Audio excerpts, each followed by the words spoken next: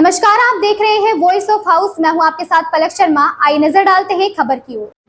संसद में राष्ट्रपति के अभिभाषण पर अखिलेश यादव बोले, ये सरकार का भाषण होता है। 18वीं लोकसभा के चौथे दिन संसद के लोकसभा सदनों, राज्यसभा और लोकसभा को राष्ट्रपति द्रौपदी मुर्मू ने संबोधित किया। इससे पहले समाजवादी पार्टी के राष्ट्रीय अध्यक्ष और कन्नौज से सांसद अखिलेश यादव ने राष्ट्रपति के अभिभाषण को सरकार का भाषण बताया। सपा प्रमुख ने कहा कि यह परंपरा है और यह हमेशा होता है। हम सब सुनते राष्ट्रपति का भाषण है, वो दरअसल सरकार का भाषण होता है। अनुच्छेद 87 के तहत राष्ट्रपति लोकसभा के लिए प्रत्येक साधारण निर्वाचन के पश्चात प्रथम सत्र के आरंभ में एक साथ संवेद संसद के दोनों सदनों में अभिभाषण करेगा और संसद को उसके आह्वान के कारण बताएगा।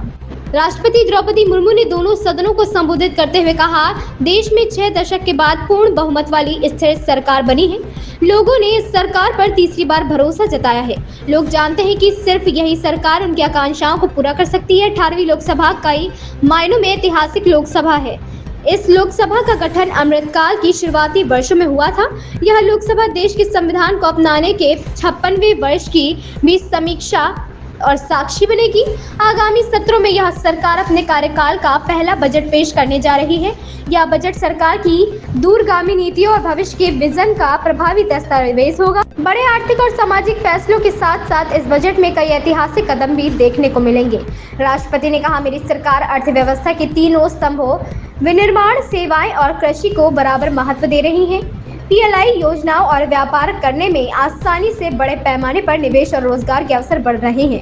पारंपरिक सेक्टर्स के साथ साथ सनराइज सेक्टर्स को भी मिशन मोड पर बढ़ावा दिया जा रहा है। सर, क्या कहेंगे इस विषय पर? नहीं, ये तो परंपरा है, ये हमेशा होता है और हम लोग सब सुनते हैं उनका। वो दरअसल सरकार का भाषण होता है।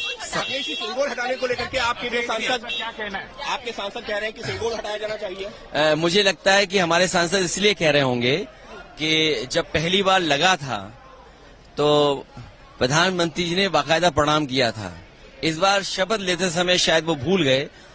उसी को याद दिलाने के लिए लगता है मेरे पार्टी के सांसद ने कुछ इस तरह का पत्र लिखा है। तो आपकी क्या राय है इसमें? नहीं, देखिए, जो राय उस समय मेरी थी, मैंने ट्वीट किया था। आप मेरी राय आर्काइव से निकाल करके सब चैनलों पे चलाइए। तो अभी रहना चाहिए, अभी रहना चाहिए। मैंने क्या कहा, जब प्रधानमंत्री जी ही प्रणाम करना भूल गए तो इसका मतलब उनकी भी इच्छा कुछ और होगी। इस खबर में बस इतना ही। देखते रहें voice of house. Latest update से जुड़े रहने के लिए हमारे चैनल वॉइस ऑफ हाउस को सब्सक्राइब करें, लाइक करें और बेल आइकन दबाना बिल्कुल ना भूलें।